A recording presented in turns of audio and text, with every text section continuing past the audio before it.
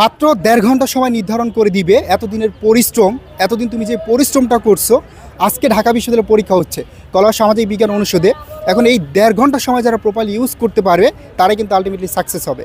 এখন বেশিরভাগ শিক্ষার্থী যে ভুলটা করে, তারা পরীক্ষার হলে গিয়ে প্রপারলি টাইমগুলো ইউজ করতে পারে না, এবং কোনো এক কারণে হয়তো বা হচ্ছে একটা প্রশ্ন ভুল করে ফেললে বা সেট লিখতে ভুল করতে পারলে, এবং মাঝে মাঝে হচ্ছে এমসিকিউ দাগাতে গিয়ে ভুল করে ফেলে। এই ছোটো ছোটো ভুলের কারণে তার এই যে এতদিনের পরিশ্রম, এটা পুরোটা একদম বৃথা হয়ে যায়। ঠিক আছে, আজকে এই কথাগুলো বলার রিজন একটাই, সেটা হচ্ছে এই যে শিক্ষার্থীরা মানে এর আগে হচ্ছে হলে প্রবেশ করার পূর্বে ওদের সাথে কথা বললাম, অনেকে বলতেছে যে ভয় কাজ করতেছে। দেখো, প্রকৃতপক্ষে যারা পরিশ্রম করে এদের কিন্তু ভয় কাজ করে না। এই জন্য এই দিনটা তোমারও আসবে, জাস্ট তোমাকে সতর্ক করে দেওয়ার জন্যই হচ্ছে এই ভিডিওটা।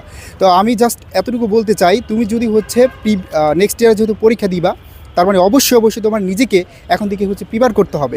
পাশাপাশি এই যে দেখো এক্সাম হল, পাশাপাশি এক্সামের আশেপাশের যে এনভায়রনমেন্টটা এটা কেমন হয়, ঠিক আছে, এই বিষয়গুলো কিন্তু তুমি জাস্ট এই ভিডিওটা দেখলে বুঝতে পারবা। শাকিল স্যার একটু দেখান।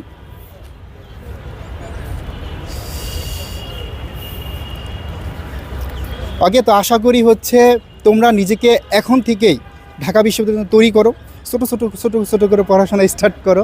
ইনশাল্লাহ নেক্সট ইয়ারে তোমরা পরীক্ষা দিবা, তোমার বাবা মা স্বপ্ন দেখে, ইনশাল্লাহ তোমাদের স্বপ্ন পূরণ হবে। এই ক্যাম্পাসের একজন শিক্ষার্থী হিসাবে ঢাকা বিশ্ববিদ্যালয়ে তোমরা আসবা। সবার জন্য শুভকামনা।